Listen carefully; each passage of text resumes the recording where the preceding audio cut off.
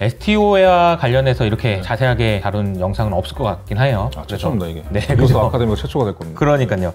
저는 증권사들 이 증권 토큰을 왜 열심히 해야 되냐고 물어본다면 저는 딱 이렇게 얘기해요. 이거 증권형 가상자산 나오고 투자계약증권이라는 상자가 열리면서 이제는 진짜 금융투자업이 코어가 돼서 플랫폼을 구축할 수 있는 가능성이 열린 거다. 상상할 수 있는 모든 것들이 금융투자업으로 포섭을 할 수가 있기 때문에 증권사들 역할이 커지겠죠.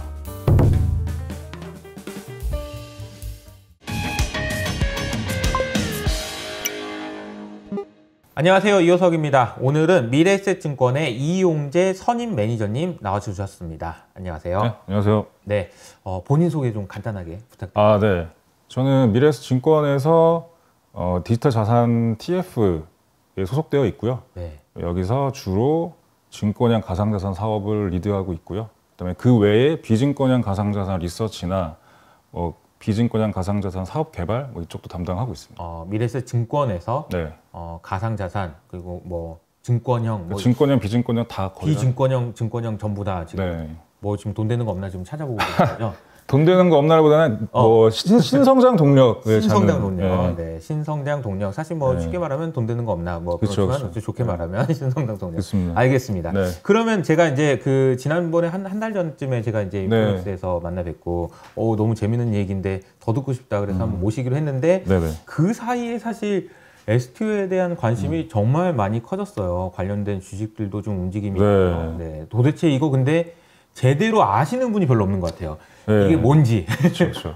그러니까 기사가 나오면 해석이 분분하고 도대체 뭐냐 이런 얘기도 많은데 한번 오늘 좀 자세하게 한번 좀 설명 좀 부탁드립니다. 제가 사업 준비하면서 알고 있는 것들 한해서 다 말씀드리도록 하겠습니다. 네네. 그러면 우선은 STO가 뭔지부터 설명을 해주셔야 될 것 같아요. STO는 자본시장법상 증권에 해당하는 권리를 분산 원장 기술을 활용해서 디지털화한 것이라고 금융당국에서 정의를 내렸어요. 네. 쉽게 말하면 그냥 자본시장법상에 있는 증권 상품들을 그냥 분산 원장 기술을 활용해서 토큰으로 만들었다라고 보시면 돼요. 토큰으로 만든다. 그래서 증권을 토큰으로 만든다고 해서 증권형 토큰이라고 부르는 거죠. 자본시장법에 있는 증권, 그러면은 그 증권이라는 게 뭔지, 이게 용어가 이제 그 정의를 이렇게 보면 중요한 용어들이 이렇게 나오는데 용어를 보니까 증권, 권리, 그리고 분산 원장 기술, 그 다음에 이제 디지털화 이런 용어들이 나오거든요. 각각 조금만 더 부연 설명해 주시면 좋을 것 같아요. 그러니까 증권, 그러니까 권리를 증명한다는 얘기인데 그 권리 증명하는 권리구나. 그걸 증권이라고 부르는 거죠. 근데 그 증권이 자본시장법상 총 6개가 있습니다. 그래서 지분증권, 그러니까 지분증권은 말 그대로 저희가 쉽게 거래하는 주식이라고 보면 되고요. 채무증권은 채권, 수익증권, 세 번째는 수익증권이 있고요. 그다음에 수익에 대한 배분을 받을 수 있는 권리죠. 네 번째는 파생결합증권, 그다음에 다섯 번째가 투자계약증권, 여섯 번째가 DR이라고 해서 증권 예탁증권인데 이게 총 크게 이제 6개 중에서 주로 5가지를 보고 증권 예탁증권은 빼고 나머지 5개를 주로 보고 있고요. 근데 그 중에서도 투자계약증권은 한 번도 발행이 안 됐던 거였는데 뮤직하우가 투자계약증권에 해당한다라는 유권 해석을 통해서 이제 어떻게 말하면 대비를 하게 된 거죠, 자본시장법에. 그래서 이렇게 증권은 이렇게 한 5가지 정도가 있다고 보시면 되고요. 이것들을 토큰화하는 게 이제 증권 토큰이라고 보시면 되고, 그래서 투자계약증권이 이제 증권 토큰의 키가 될 거라고 보고 있어요. 투자계약증권 같은 경우는 그 존재 이유가 좀 약간 좀 특이하거든요. 그러니까 지분증권, 채무증권, 수익증권, 파생결합증권은 각각의 되게 정의를 명확하게 내릴 수가 있는데, 그러니까 지분증권, 그럼 주식은 이제는 많은 분들이 알아요. 주식이라는 것이 무엇인지. 그리고 이제 채권도 채권도 결국 이제 쪼개서 이렇게 나와요. 그런데 수익증권도 펀드 많이 가입하고 있으면 아실 거고, 파생결합증권은 모르겠지만 파생상품이 있는 것 같고, 투자계약증권은 좀 이해가 안 되거든요. 뮤직하우를 아시는 분도 있겠지만 모르시는 분도 있을 것 같아요. 그러니까 이게 투자계약증권은 약간 뭐라고 해야 되나, 보충제적 존재? 그러니까 지분증권, 채무증권, 수익증권, 파생결합증권으로 담을 수 없는 것들을 그런 것들이 발생할 경우에는 투자계약증권으로 증권을 만들어라 라고 해서 만들어 놓은 건데 그렇다 보니까 되게 해석이 분분한 거죠. 도대체 투자계약증권을 어떻게 정의할 것이냐에 대해서 약간 의견이 분분했고, 그래서 뭐 국내뿐만 아니라 다양한 국가에서 이제 요거에 대한 논란이 좀 많이 있고요. 특히 국내 같은 경우는 지분증권, 채무증권, 수익증권, 파생결합증권 요 4가지로만 그냥 가급적 했으면 좋겠다라는 걸로 해서 투자계약증권이 한 번도 발행이 안 됐었던 거죠. 네. 근데 이번에 신종자산, 그러니까 음원 IP, 무형자산 이런 것들이 증권화돼서 그런 투자 상품에 가입하고자 하는 니즈가 새롭게 생기면서 그럼 이거를 투자계약증권으로 봐라라고 해서 그런 해석을 한 거죠. 그러니까 시대의 흐름이 투자계약증권, 잠자고 있던 투자계약증권을 이렇게 좀 끄집어냈다라고 해야 되나? 약간 그런 느낌이죠. 네. 그렇군요. 네. 그러니까 뭐 STO 그러면은 많은 분들이 떠올리시는 게 뭐 부동산 쪼개 팔기, 네. 뭐 미술품 쪼개 팔기 뭐 이런 건데 어쨌든 이것도 투자계약증권의 일종이 되는 건가요? 투자계약증권으로는 이론적으로 다 돼요. 다 돼요? 구분이 뭐가 없어요. 되는 거예요? 예를 들자면 뭐 물질적인 것도 되고요. 네. 뭐 텐저블한 것도 되고 인텐저블한 것도 돼요. 그러니까 무형자산, 유형자산, 네, 유무형 다 되는 거죠. 그러니까 정의를 보면은 그 투자계약증권 정의를 말씀드리면서 말씀드리고 싶은 게 증권성 여부를 따지는 거, 이게 또 되게 이슈거든요. 예, 요즘에. 증권성이죠. 어제도 뭐 뉴스가 나왔잖아요. 뭐 맞아요. 그때 어제 뉴스 보면 증권으로 분류된 가상자산은 일반 가상자산 거래소에서 상폐시켜라. 이거 좀 약간 상폐, 그러니까 좀 무섭긴 하네. 상폐하면 이제 투자자 보호를 잘 하는 선에서 상폐를 시켜라라고 하는데, 투자자 보호 잘하면서 어떻게 상폐시킬지 저도 좀 궁금한데. 다 팔라고 한 다음에 하라는. 네, 뭐 그렇게 할 건지 아니면 유예기간을 줄 건지, 뭐 아니면은 거래소가 증권형 토큰을 거래할 수 있는 그 장외중개업자 라이센스라는 게 새로 생길 것 같은데, 그거를 또 획득하게 되면은 만약에 본인들 거래소에서 거래되고 있던 증권의 가상자산을 그대로 거래를 시킬 수가 있게 되는 거긴 해요. 네. 법적으로. 네. 근데 이게 이 장외중개 거래업자가 언제 라이센스가 만들어지고 또 기존 거래소한테 그 라이센스를 줄지 안 줄지 여부는 또 불확실하긴 합니다. 그런 게 어제가 이슈가 됐었고요. 그래서 그거에 대한 그 기준이라고 할까요? 그러니까 그 증권성 판단 여부가 제일 중요한데, 이것도 아마 금융당국에서 가이드라인을 줄 것 같아요. 그 가이드라인을 보면은 잘 알겠지만, 이제 해외 사례를 보면은 증권성 여부는 다 투자계약증권에 대한 여부 판단입니다. 왜냐면 나머지 것들 너무 명확해가지고 지분증권이냐 아니냐를 굳이 시시비비를 가릴 만한 이유도 없어요. 근데 투자계약증권은 아까 말씀드렸듯이 보완제적 역할이고, 이 각자 그릇에 안 담기는 거를 다 담아라라고 했던 그런 그릇 같은 존재이기 때문에 증권성 판단 여부가 되게 중요한데, 그래서 미국에서는 이제 하위 테스트라는 하위 판례 케이스, 이걸 가지고 주로 투자계약증권에 대한 증권성 여부를 가리는데, 그래서 하위 테스트라고 부르고요. 네. 여기서 보면 특징이, 그러니까 판단하는 그 기준이 첫 번째가 공동사업. 공동으로 사업을 하는 거냐, 여러 사람들이 모여서 사업을 하는 거냐, 공통적인 공동의 사업이냐, 이게 단독으로 하는 게 아니라. 두 번째는 이제 금전 등을 투자하는 거냐. 그 다음에 세 번째는 주로 제3자 혹은 타인이 수행을 하는 거냐. 그 다음에 네 번째는 공동사업의 결과에 따른 손익을 귀속받는 계약상의 권리가 있냐. 그럼 다섯 번째는 여기에 투자하는 사람들이 이익 획득을 목적으로 하는 것이냐. 그러니까 돈을 댄 사람이. 그러니까 이런 기준을 가지고 이제 분류를 합니다. 네. 여기서 해당이 되게 되면은 이제 투자계약 증권으로 분류가 되는 거죠. 근데 대부분의 뭐 일부 코인들 중에서는 프로젝트가 있고 주로 제3자, 그 프로젝트를 리드하는 팀이 있고, 이 팀이 일을 잘하냐 못하냐에 따라서 그 코인에 투자한 사람들이 받을 수익, 이익이 변동이 되기 때문에 이런 것들을 투자계약 증권으로 보기도 하죠. 이런 것들은 대부분 이제 아마 일반적인 가상자산 거래소에서는 상폐가 될 거라고 보고 있어요. 금융위의 지침대로. 예. 그래서 이런 코인 갖고 계신 분들은 좀 잘 판단하셔야 될 것 같아요. 네. 일단 어제 뭐 얘기 나와서 가격이 많이 움직이긴 했을 텐데, 증권형 토큰으로 구분이 될 것 같은 코인 같은 경우에는 네. 좀 조심해야 된다. 네, 그냥 거죠. 딱 봐도 주식 같은 코인 있잖아요. 그냥 회사의 주식처럼, 회사의 주식인데 그냥 네. 권리의 속성 보면 지분증권인데 그게 그냥 코인으로 발행이 돼서 유통되는 것들은 100% 증권이라고 보시면 될 것 같아요. 네. 그러니까 제가 최근에 이제 리플도 마찬가지고 네. 증권이냐 아니냐 가지고 이제 많이 따지고 네. 그리고 따질 때 하위 테스트라는 걸 하고 아까 네. 말씀 주셨던 몇 가지 기준을 통과하면 증권 아니면 증권 아니야 이렇게 이제 한다고 했는데 네. 글쎄요. 근데 저는 개인적으로는 이제 하위 테스트라는 게 하위 농장에 있어서 네. 말씀하신 1900년대에 있었던 일이잖아요. 그거를 더 정확하게 될 수 있느냐 지금 상황에서 그렇죠. 2023년이야 지금은. 네. 그러니까 이제 어떻게 보면 뭐 리플 테스트가 됐든 무슨 테스트가 됐든 또 다른 이제 기준이 나오지 않을까 그런 생각도. 그게 나오면 더 좋아지겠죠. 좋아지겠죠. 네. 결과 나오면. 하위 테스트가 또 되게 말이 많거든요. 뭐 이게 약간 주관이 많이 개입되기도 하고. 그러니까요. 네. 그래서 최근 실정에 맞는 뭔가가 나오면은 이제 디지털 자산 사업자들이 좀 더 편해질 것 같아요. 네. 말씀하신 대로. 네. 네. 증권이냐 아니냐가 중요한 이유가 네. 증권이면 일단 증권이기 때문에 받아야 되는 규제가 있는 거고. 증권이면 이제 자본시장으로 넘어오는 거고요. 자본시장법 네. 이제 네. 법을 지켜야 되는 거죠. 그렇죠. 비증권이면 일단은 이제 기술적인 영역에 머물러 있을 수 있는 룸이 있는 거고요. 그렇지. 증권이 아니면 그래 네가 어디든 뭐 한번 해봐라 뭐. 증권이 아닐 경우에는 금융이나 금감원이 제재를 관리 감독을 할 그런 것도 의무는 아니고 없는 거죠. 없고.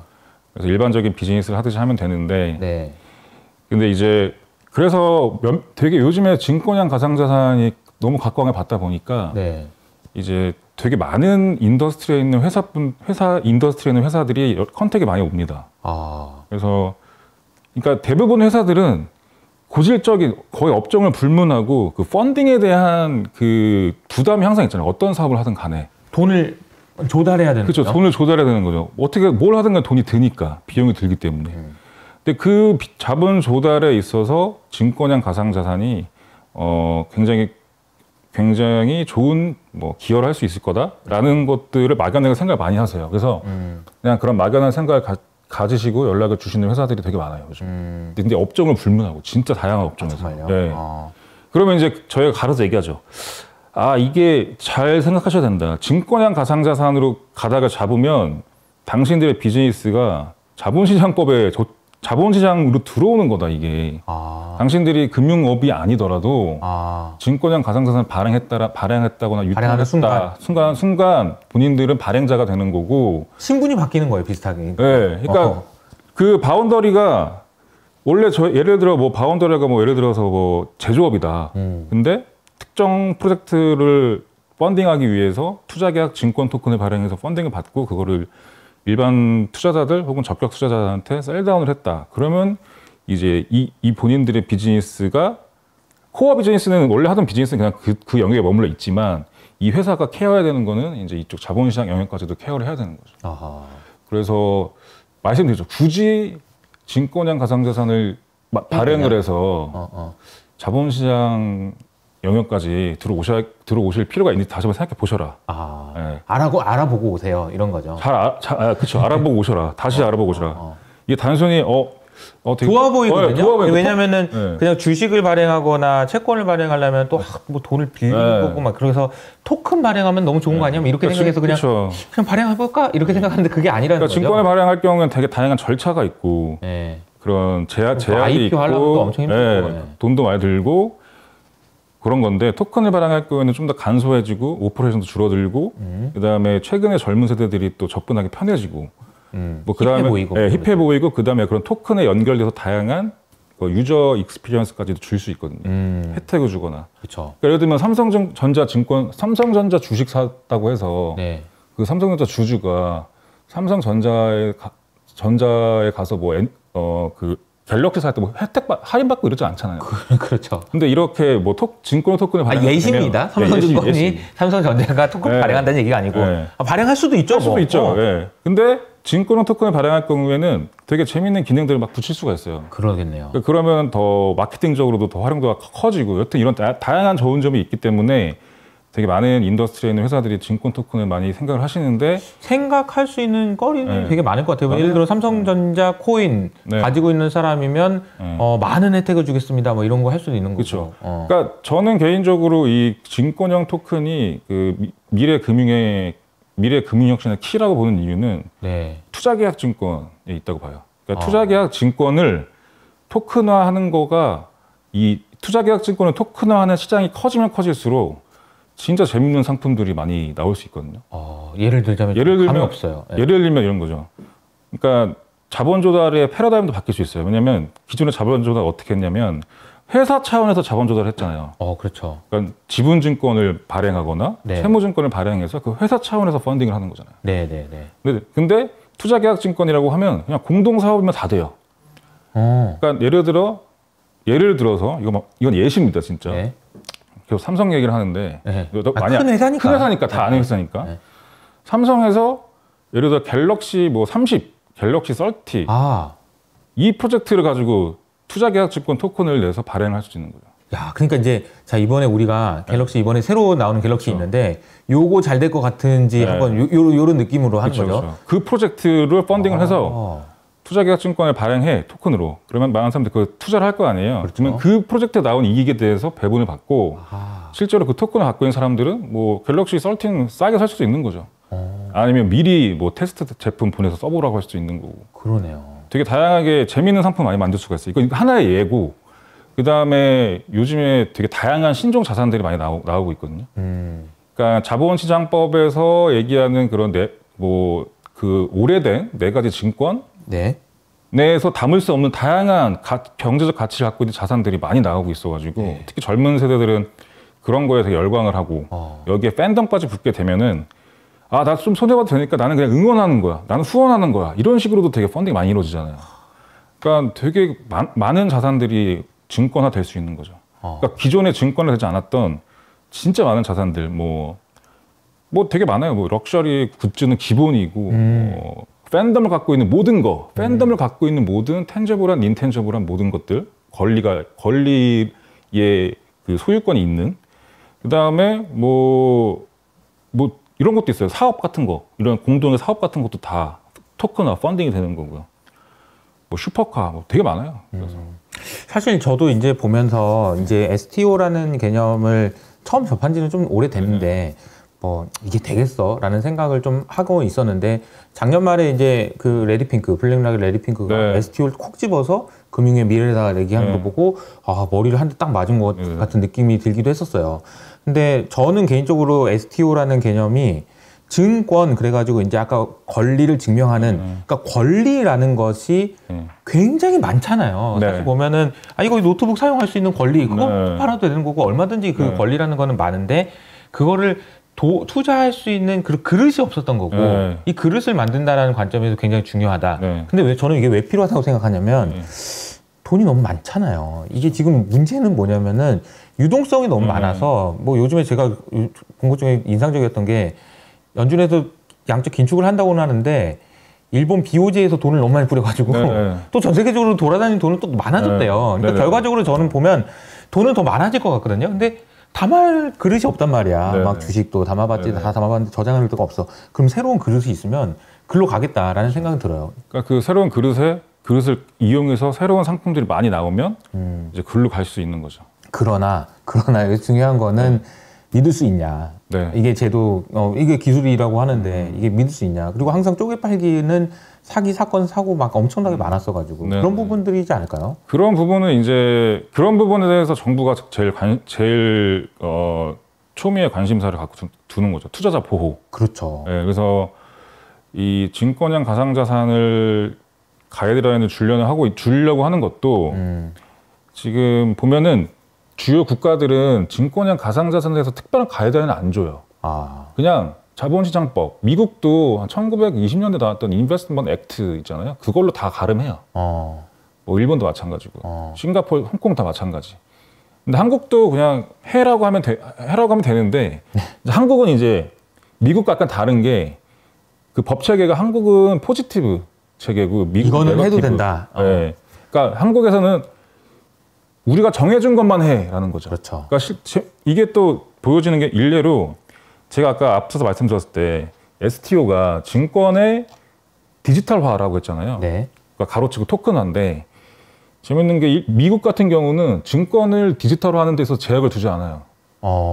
야, 우린 네거티브 방식이니까 디지털화 하고 싶은 대로 해라고 하니까 거기는 그냥 되게 다양한 형태의 디지털 증권들이 나오기 시작한 거죠. 그래서 그 인베스트먼트 액트를 통해서 저희보다 먼저 증권 토큰이 막 발행되기 시작했던 거예요. 뭐 NBA 선수의 뭐 카드를 뭐 하고 그쵸. 뭐 이런 거 그다음에 있었잖아요. 뭐 콜로라도에 있는 되게 유명한 호텔 리조트도 증권 토큰화 시켜가지고 부동산 토큰을 만들어서 팔기도 하고 다 됐었어요. 그러니까 생각해 보면요, 이게 증권을 할 수 있는 게 진짜 많거든요. 네, 많아요. 그러니까 막 상상을 해보면, 그러니까 우리가 하위 테스트 얘기할 때도 아니 오렌지 농장을 쪼개는 거 뭐 그거 아닌데 그런 생각이 혁신이었던 것처럼 가만 생각해 보면 제가 앞으로 뭐 제가 이제 이번에 뭐 책을 쓸 건데요, 이효석이. 이 책이 잘 될 것 같으면 투자 한번 해주십시오. 네. 그래서 이익 나눠 가집시다. 얼마나 가능하잖아요. 이게 되게 극단적으로 가면 사람까지. 아, 사람도. 그렇지. 네. 그러니까 예를 들어서 이제 프로축구 선수 이 사람이 몇 년 동안에 얼마를 벌어들일 수 있을 것 같은지를 투자해라. 해가지고 이 사람이 그 사람의 그 선수의 시가총액이 이제 막 시가총액이 되는 거죠. 변동되면서 나오는. 그러니까 엔터 회사들이 재밌는 게 엔터 회사들이랑 뭐 얘기 중에 있는 게 뭐냐면 걸그룹을 데뷔시킬 때 비용이 많이 들잖아요. 맞아요. 초기 비용이 되게 많이 들기 때문에 되게 그 엔터테인먼트 회사들이 어려움이 많아요. 여기저기서 자본을 조달하는 데 있어서 어려움도 많고, 그다음에 이거를 회수할 수 있는 데에 대한 그런 불확실성도 커지고, 그러다 보니까 이제 걸그룹을 육성하고 관리하는 데 필요한 자본을 조달하는 데 있어서 STO를 되게 관심 많이 가지시더라고요. 그래서 이게 좀 삭막해질 수도 있긴 한데, 이제 예를 들어 5명의 걸그룹이다. 그러면 이제 5명의 이제 그 멤버들을 보고 이제 투자자들이 투자를 하는 거죠. 이제 그러면서 개별 멤버들 간의 그 토큰 그 시가총액이 나오면서 맞아요.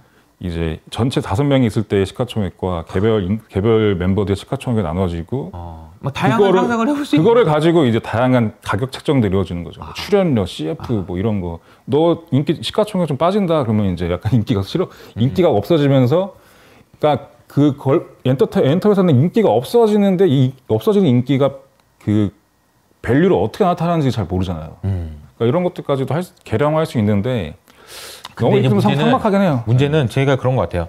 이게 지금 생각해보면 그냥 방금 생각해도 사기칠 수 있는 방법이 진짜 많을 것 같아요. 규제만 제대로 안 되면. 그래서 나 이거 할 건데 라고 돈 받고 먹튀 얼마든지 가능할 거 아니에요. 그래서 금융당국에서 이제 가이드라인을 주면서 하는 게 이제 발행과 유통은 분리시켜야 된다. 그러니까 발행하는 사업자가 자기가 발행한 거를 자기 플랫폼에서 유통을 시킬 수 없다라는 게 대전제. 그리고 이제 그 금융의 영역으로 데리고 들어와서 이제 다양한 라이센스를 주는 거예요. 규제 안에 들어오게 해서 하는 거죠. 네, 그래서 그 토큰 형태로 발행된 권리도 이제 증권으로 인정을 하겠다. 그러니까 아까 말씀드렸던 국내 같은 경우는 미국은 제한이 없지만 국내는 이렇게 하라는 포지티브주의이기 때문에 야, 그동안은 전자증권법으로 증권을 디지털할 수 있었어. 왜냐면 우리가 그렇게 하라고 했으니까. 대신에 이번에는 분산화장을 활용해서 발행한 것도 증권의 디지털을 인정해 줄게. 이것만 해. 이렇게 된 거죠. 그래서 이 토큰 증권에 대한 길이 열린 거고, 그러면서 금융 영역으로 포섭을 하면서 이제 발행업과 중개업을 할 때는 일종의 자본금 요건과 그다음에 투자자 보호를 위한 내부 통제 시스템, 그다음에 인프라 뭐 이런 것들 다 보겠다는 거죠. 그래서 그 라이센스 주겠다는 거죠. 야, 이게 되게 새로운 세상이 열리는 것 같아요. 만약에 잘 되면 정말 그렇고 또 뭐 문제가 되면은 또 안 될 것 같아서 더 조심스럽게 해야 되겠지만 아마 정부에서도 이런 부분들을 신경을 많이 쓰니까. 네, 그래서 아마 이제 곧 나올 텐데 가이드라인이. 네. 일단은 뭐 여러 가지 제한들이 있을 것 같아요. 뭐 투자 한도나 뭐 이런 너무 크게 하면 또 이게 문제가 될 수 있으니까. 그렇죠. 규모도 좀 제한을 줄 것 같고. 너무 또 작게 하면은 이게 의미가 시장이 수지 타산이 안 맞아가지고. 그러니까 뭐 그거 하겠냐. 증권사들이 지금 되게 경쟁 체제잖아요. 지금 그 뉴스를 보면은 하루가 다르게 증권량 가상자산 뭐 몇몇 증권사 쭉 나오고 이 증권사 지금 뭐 하고 있는지 나오잖아요. 그런 것들이 또 그런 것들이 경쟁을 부추기기도 하고 또 뭐 정부 대통령 공약 사항이기도 하고 또 그러다 보니까 증권사 탑 매니지먼트 쪽에 관심이 되게 많은데 그러다 보니까 이제 경쟁이 이제 되는데 막상 또 이거를 비즈니스 할 때 수지 타산에 안 맞을 것 같으면 되게 애매해지는 거죠. 그러니까 투기를 좀 억제하는 방향에서 최대한 이 시장이 그래도 초기에 스타트는 잘할 수 있게끔 하는 밸런스가 중요할 것 같아요.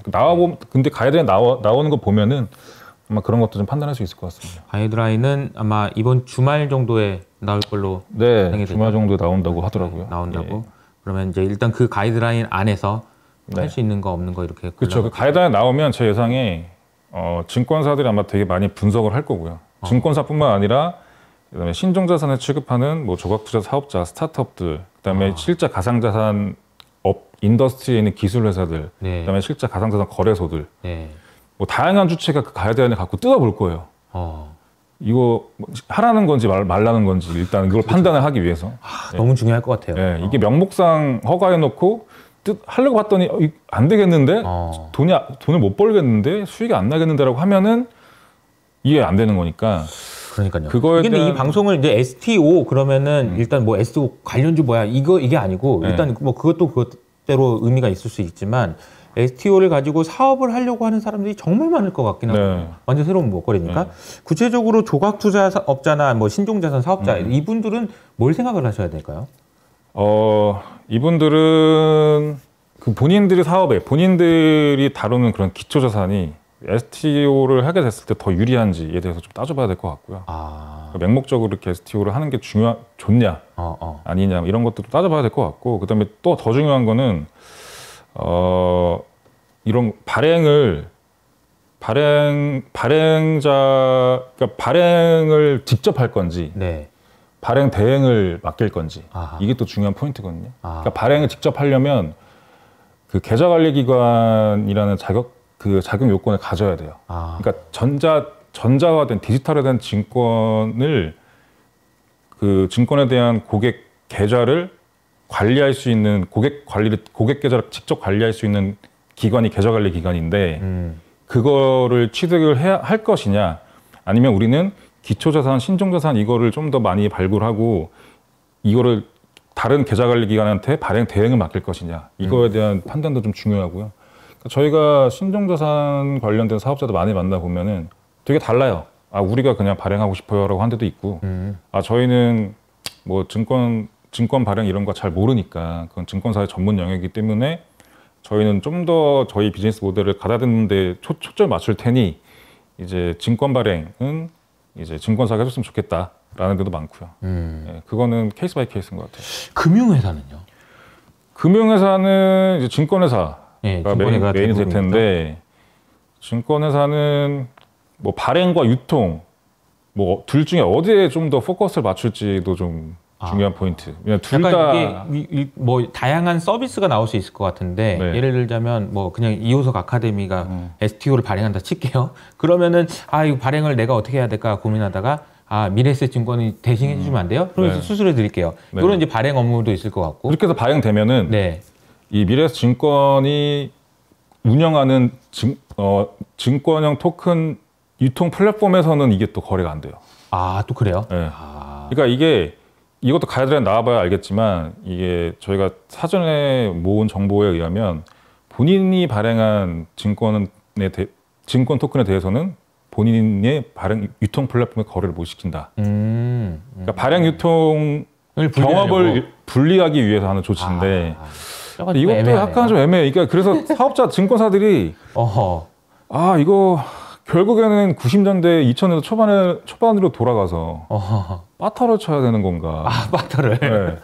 야, 이거 네가 해주고 이렇게. 네, 그러니까 요즘 잘 안 하는 그 빠터 문화가 다시 부활하는 게 아닌가? 그러니까 눈 가리고 아웅 아닌가라는 반응이 되게 지배적이죠, 증권사 입장에서. 그러니까 그래서 가이드라인이 나오고 나서 뭐 완벽한 가이드라인 나올 거라는 기대는 안 해요. 근데 이제 그 가이드라인 나오고 나서 뭐 업계랑 이제 소통을 좀 하는 게 필요해요. 왜냐면 이게 뭐 말이 되는지를 따져봐야 되니까요. 그렇죠. 이게 진짜 뭐 금융 혁신의 키라고 뭐 생각하는 회사들이 많은데, 근데 이 혁신을 좀 꽃을 피우기에 부적합한 그런 토양이면 안 되잖아요. 그렇죠. 자갈밭이면 꽃이 안 나오니까. 그렇죠. 그래서 그런 거에 대해서 좀 땅을 고르는 역할을 좀 소통을 해야 될 것 같다라는 생각이 제일 먼저 들어요. 그래서 많은 분들이 가이드라인 나오면 그거 뜯어볼 거고, 그거에 대한 다양한 의견 교환, 뭐 금융 당국도 아마 그런 얘기 듣고 싶어 할 것 같아요. 그래서 그런 것도 의견 교환은 자리가 많이 생길 것 같고요. 네, 그래서 언론에서 만약에 발행이 된다 그러면 이제 미래에셋증권에서 발행을 해줬다 그러면 딴 데서 해야 된다니까 뭐 예를 들어서 뭐 키움증권에서 거래를 이제 하는 거는 이제 일반인들이 거기서 거래를 할 수 있게 돼 있고 뭐 이런 식이 된다는 구조인 거죠. 그렇죠. 야, 우리가 이호석 아카데미 토큰 발행했으니까 너네 거래시켜주고 니네가 발행한 거 우리가 거래시켜줄게. 그렇지. 그래서 서로 이렇게 이게 뭐지? 뭐 이런 게 될 텐데 그러면은 이쯤은 좀 애매할 수 있는데 제일 먼저 어떤 토큰이 나올까요? 제일 먼저 나오는 토큰도 상징적으로 또 의미가 있을 것 같아요. 그러니까 제가 생각하기에는 그 토큰화 순서가 있거든요. 네. 근데 제일 먼저는 신종자산이 제일 먼저 토큰화 될 것 같아요. 신종자산. 네. 제일 거부감이 없어요. 어떤 거예요? 신종자산. 신종자산이라고 하면 뭐 지금 현재 조각 투자업자들이 하려고 하는 것들이죠. 뭐 미술품, 뭐 부동산도 있고 부동산, 미술품, 뭐 와인, 럭셔리 굿즈, 그다음에 뭐 요즘에는 되게 재밌는 회사도 많더라고요. 슈퍼카도 있고 그다음에 뭐 9억을 리모델링해서 리모델링 한 다음에 이걸 또 뭐 에어비앤비 같은 걸로 해가지고 또 여기에서 나오는 수익을 같이 나누고 다양한 새로운 비즈니스 모델들에서 나오는 수익 배분권이 걸려 있는 것들은 다 해당이 되죠. 되게 저희도 많이 없을 줄 알았는데 되게 재밌는 비즈니스 하시는 분들 되게 많더라고요. 그래서 네. 사고 파는 게 되게 많아요. 네. 그래서 그런 것들이 아마 제일 먼저 될 것 같아요. 그 중에서 이제 수익률이 하방이 좀 단단하면서 업사이드가 그렇게 클 필요도 없어요. 그냥 적절하게 있는 그런 정도의 뭔가 아예 가치가 없는 걸 가지고 거래하려고 하면 안 되니까. 네. 그래도 이게 토큰화가 안 되더라도 여기서도 어느 정도 가치가 있는 것으로 증명돼 있는 이런 것들. 그리고 이제 토큰화가 돼서 이제 투자 수익에 대한 기대감도 있지만 그 토큰을 보유하고 있을 때 어느 정도 실질적인 그런 혜택을 또 줄 수 있는 것들, 혜택을 또 주는 것들이 또 그런 형태의 토큰들이 많이 나올 것 같아요. 그래서 뭐 회원권 비슷하게. 회원권 비슷하게 뭐 아까 방금 말씀드린 9억 그 리모델링에서 신축해가지고 숙박업 하는 데들은 실제 거기서 뭐 숙박권을 줄 수도 있는, 연결될 수도 있는 거고. 되게 다양한 아이디어가 결부된 접목된 신종자산 토큰들이 많이 나올 거고요. 그다음에 이 비즈니스를 하시는 분들은 아예 그냥 기존 증권은 아예 잘 쳐다도 안 보고 못 하니까 어차피. 이쪽이 되게 많이 처음에 나올 토큰화가 될 거고, 두 번째는 유동성이 떨어지는 전통 증권들, 뭐 VC 펀드라던가. 그러니까 VC 펀드 같은 것들이 지금 유동성이 떨어지고 엑시트하기가 힘드니까, 그래서 대부분이 그래서 모태 펀드로만 굴러가고 있고 민간에서 자본 수혈이 안 되니까 뭐 미국처럼 활발하게 커지지가 않는데, 이런 것들을 또 좀 해결하기 위해서 뭐 기업 성장 펀드라고 공모 펀드 하나 만들고 이걸 상장시키자고 하잖아요. 근데 여기서 한 발 더 나가면 이제 토큰이 되는 거죠. 그래서 이런 것들, 유동성이 좀 부족한 그러니까 단점이 명확한 전통 금융상품. 전통 금융상품이지만 유동성이 부족한. 네, 그런 치명적인 단점이 있는 것들. 그런 것들이 그 다음에 두 번째 토큰화의 대상이 될 거고, 세 번째가 기존에도 잘 돌아가는 증권, 금융상품인데 더 잘 돌아가게 만들기 위해서 토큰화하는 뭐 주식 같은 것들이죠. 그래서 이 3단계로 이루어질 것 같아요. 토큰화는. 네. 신종자산, 그다음에 결함이 있는 전통증권, 그다음에 결함은 없고 잘 돌아가지만 토큰하면 더 잘 될 것들. 이게 마지막. 왜냐면 이 영역은 저항이 엄청 거세요. 그렇겠죠. 야, 그거 주식 잘 되는데 왜? 펀드, 주식 뭐 이거 왜 토큰하는 거야? ETF 이미 상장돼 있고 잘 되는데 왜 해? 막 이런 게 많아요. 근데 블랙락이 괜히 토큰화 얘기한 거 아니거든요. ETF, 전 세계 ETF 1등이 넥스트 금융혁신의 키는 토큰하이제이션이라고 얘기했던 이유는 블랙락은 여기까지 보는 거예요. 전통 증권까지도 토큰화 될 수 있고, 뭐 신종 자산이 토큰화 되면 또 금융 투자 커버리지는 더 넓어지는 영역이 확대되는 거죠. 그러면은 금융 투자 업자들한테는 돈 벌 수 있는 그 무대가 더 커지는 거죠. 그러니까 저는 증권사들 이 증권 토큰을 왜 열심히 해야 되냐고 물어본다면 저는 딱 이렇게 얘기해요. 그동안 금융의 영역에서 금융 투자업, 그러니까 증권사들의 코어 비즈니스는 금융 투자업이 헤게모니 가져간 케이스가 없었다. 이거 증권형 가상자산 나오고 투자계약증권이라는 그 상자가 열리면서 이제는 진짜 금융 투자업이 코어가 돼서 플랫폼을 구축할 수 있는 가능성이 열린 거다. 이렇게 얘기를 말씀드려요. 그래서 되게 투자를 많이 해야 된다는 거죠. 그러니까 상상할 수 있는 모든 것들이 금융투자부로 포섭을 할 수가 있기 때문에 그러면은 이제 증권사도 역할이 커지겠죠. 그 플랫폼이 된다라는 말이 되게 중요한 의미죠. 여기서 ISTO 발행하고 싶어하는 사람, 이 사람들이 모여가지고 여기서 막 이렇게 거래도 하고 돈도 벌고 경제가 이루어진다라는 그런 걸 상상만 해도 원래 상상도 못했던 거니까 가능하다라는 거죠. 그리고 여기 다양한 실질적인 혜택들이 붙게 되고 또 여기에 또 완벽해지려면 이제 스테이블 코인까지 열려야 돼요. 왜냐면 이게 증권형 토큰 발행 유통, 그다음에 여기에 연결된 다양한 또 발행 유통, 발행하는 다양한 인더스트리 회사들이 또 붙을 거고 이 플랫폼에. 그러면 이 다양한 회사들이 그들의 제품과 서비스가 있을 거 아니에요. 당연히 그런 것도 다 붙을 거고요. 그래서 이제 이렇게 돼서 이제 하나의 웹3, 그러니까 온체인 생태계가 하나가 또 생기는 건데, 웹3 생태계가 생기는 건데, 실제로 그 웹3 생태계에 들어가기 위해서는 들어가는 입장료라고 해야죠. 비유적인 표현하면 입장료는 지금 현재는 그 법정화폐, 피앗머니, 그러니까 인터넷 시대에 그냥 디지털 화폐가 전부잖아요. 근데 웹3, 근데 그런 거는 웹2 생태계에 있던 돈인데 웹2 생태계에 있는 돈이 웹3 생태계에서는 호환이 안 되는 거죠. 맞아. 그러니까 스테이블 코인이 필요한 거죠. 그러니까 온체인화된 웹3에서 쓸 수 있는 스테이블 코인, 돈, 화폐 이런 게 필요한 거죠. 그래서 그게 스테이블 코인이라고 한다고 하면 이제 그래서 은행들이 지금 스테이블 코인 비즈니스 다 준비하고 있거든요. 그러니까 한국은행에서 하는 CBDC는 그거대로 가는 거고, 그다음에 이거에 민간 영역에서의 서비스 레이어와 직접적으로 결부되는 것들은 이제 자기네들이 발행하는 자체적으로 발행하는 은행의 신용을 담보로 발행하는 스테이블 코인이 될 것이다라고 다 그렇게 생각을 하고 있어요. 해외는 지금 그렇게 되고 있고, 그래서 한국은행마저도 관련된 그런 지급결제 컨퍼런스 같은 거 들어가서 보면은 민간 스테이블 코인이 나오지 않을 거라는 생각을, 그러니까 민간 스테이블 코인이 나온다고 생각해요. 그래서 CBDC와 어떻게 호환을 이룰 것인지 그걸 고민하고 있는 거죠. 그러니까 작년 한 해 동안 우리가요, 이제 크립토 그리고 이제 디지털 자산과 관련돼서 너무나도 많은 그런 어떤 사기꾼 뭐 등등 해서 많이 봐가지고 그쵸. 이건 뭐 오랫동안 없을 거라고 생각을 했었는데. 이게 2023년 시작한 지 얼마 되지도 않았는데 이런 얘기를 나누고 있다는 게 저는 좀 신기하기도 합니다. 그러니까 작년에 말씀하신 대로 그 테라루나 그다음에 FTX 사태가 너무 임팩트가 커가지고 그간 이제 저희 같은 회사들이 막 준비했던 것들이 너무 많이 빛을 발했어요. 그거 다 사기 아니야 그냥 풍으로 그냥.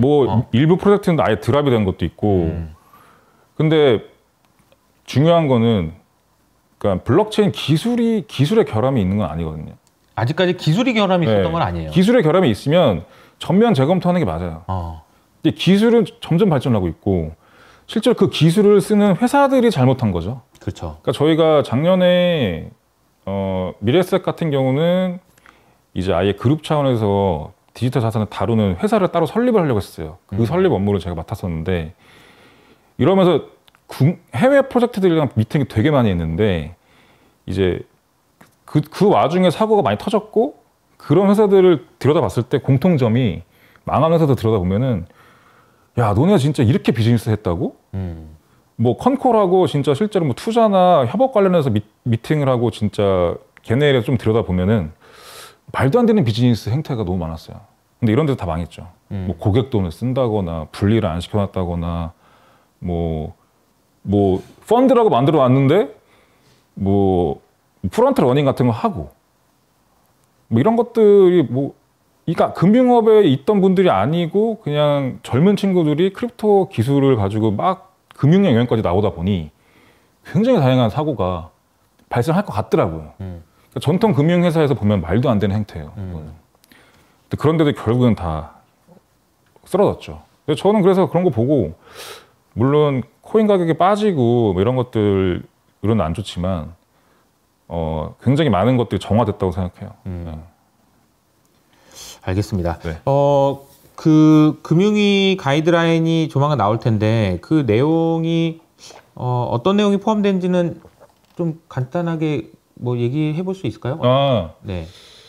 일단은 나와봐야 알겠지만 뭐 업계에서 공통적으로 얘기가 되고 있는 것들은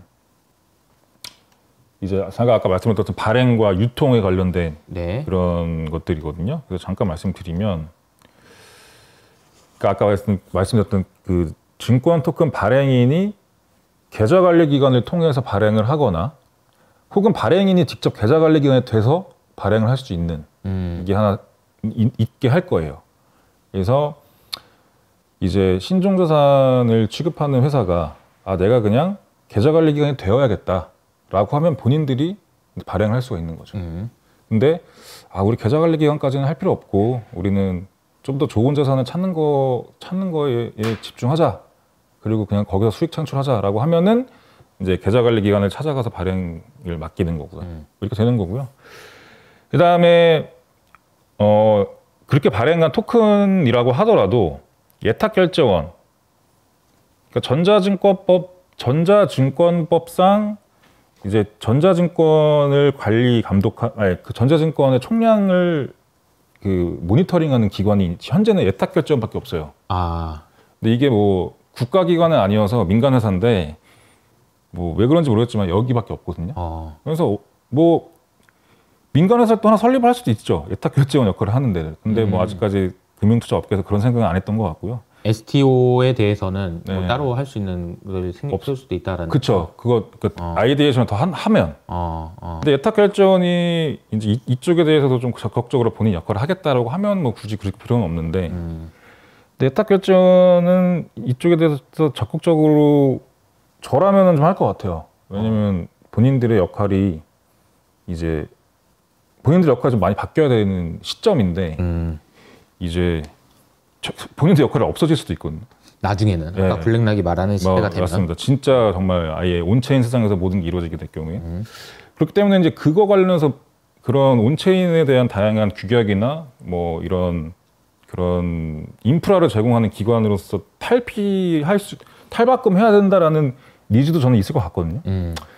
여튼 그래서 일단은 법적으로도 금융위가 이제 권고하는 것도 금융위가 이제 얘기하는 것도 예탁결제원이 등록심사 및 총량 관리를 하게끔 하는 거를 할 것 같고요. 기존의 전자증권법과 동일하게. 네. 그 다음에 아까 초반에 말씀드렸듯이 전자증권법상 분산원장 기술 수용. 네, 그러니까 그 증권의 디지털화에 있어서 분산원장도 인정하겠다라는 거. 그거가 될 것 같고. 그 다음에 그러니까 증권사를 통하지 않고도 증권 토큰 발행 허용, 이거 아까 얘기했던 앞에 똑같은 얘기고요. 여기 이제 대부분 대충 나올 거 발행에 대해서 업계에서 나오는 그런 관련된 얘기들이고요. 물론 세부적인 것들은 좀 더 가이드라인 나오면 더 봐야 될 것 같습니다. 그 다음에 유통 관련해서는 이제 장내와 장외 시장 두 개가 생성될 거고요. 그 다음에 KRX가 그러니까 한국거래소가 디지털 증권 시장을 개설할 거예요. 네. 그래서 여기서 투자계약증권과 신탁수익증권의 장내 거래를 지원할 겁니다. 근데 여기서 중요한 거는 증권에 대한 장내 시장이고요. 토큰 증권에 대한 장내 시장은 아니에요. 네. 그러니까 장내 같은 경우는 이게 거래가 빈번해지고 뭐 거래량이 늘어나고 많기 때문에 이제 장내 상장을 한다라고 봤을 때 기존의 블록체인 원장을 활용해서 거래시키는 거는 한계가 있고, 그래서 기존의 증권 인프라를 사용해야 되기 때문에 토큰이 아닌 그냥 투자계약 증권과 신탁수익 증권을 지원하겠다라는 거고요. 그래서 결론적으로 토큰 증권, 그러니까 저희가 얘기하는 증권형 가상자산, STO, 증권형 토큰, 이거는 결론은 이제 장외 시장에서 거래가 될 거라고 보고 있어요. 그래서 증권사들이 유통 플랫폼들을 여러 가지 증권사별로 유통 플랫폼을 만들겠죠. 그래서 그렇게 만들어지고 개별 유통 플랫폼들에서 다자간 상대 매매 형태로 이제 거래가 될 것이다라고 보고 있어요.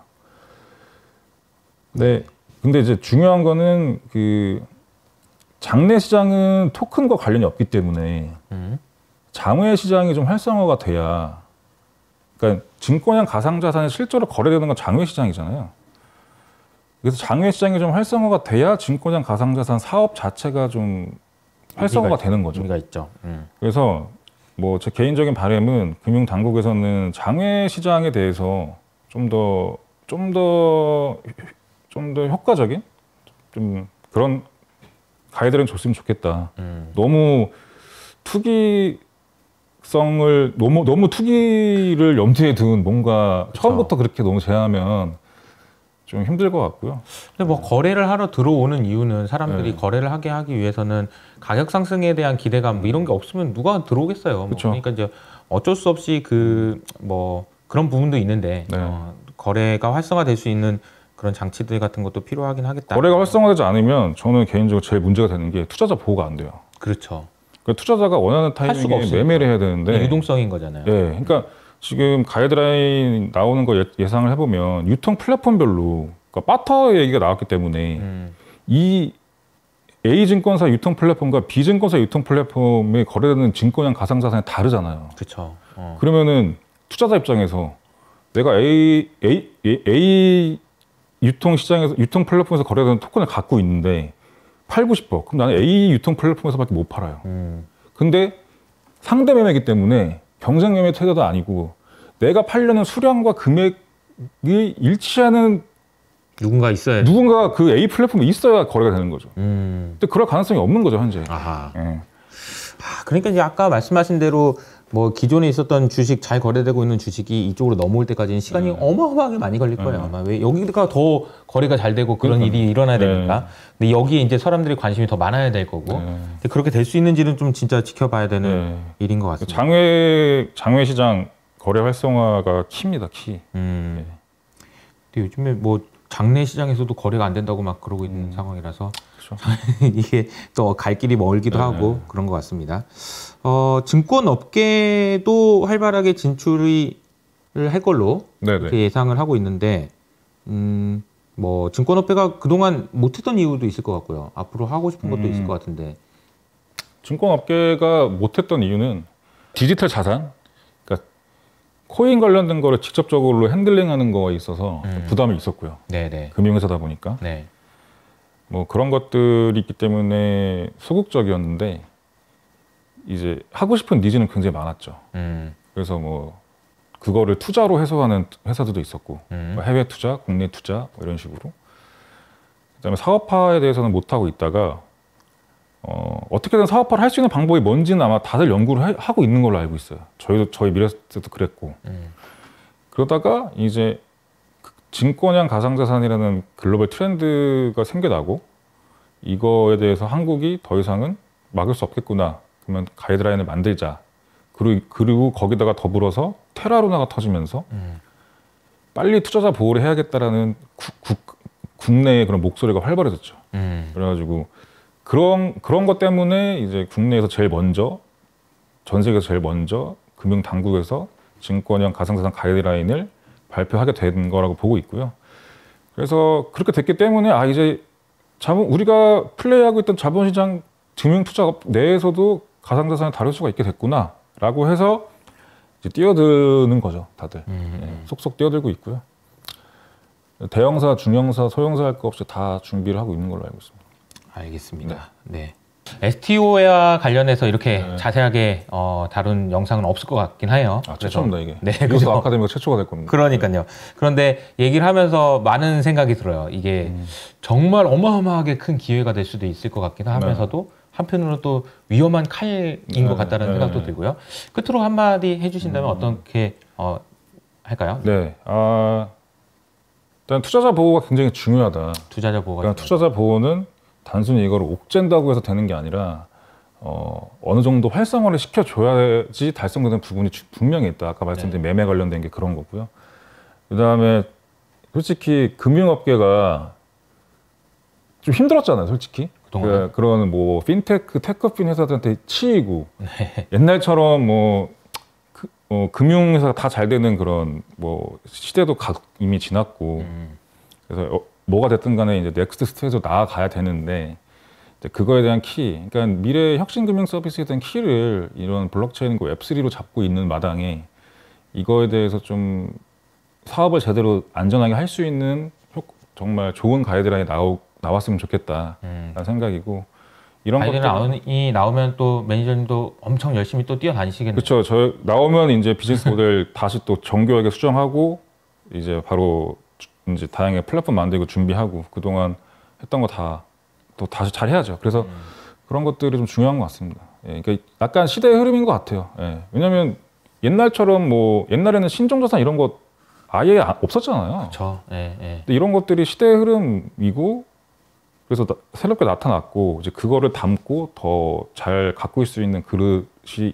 있기 때문에 이런 것들을 좀 잘 만들어줬으면 좋겠다. 잘만 된다면 너무나도 좋은 기회일 것 같다라는 그쵸. 생각이 들어서 네. 잘 균형 있게 잘 보면서 마칭해야 될 것 같다는 생각이 듭니다. 네. 오늘 나와주셔서 감사합니다. 네, 감사합니다.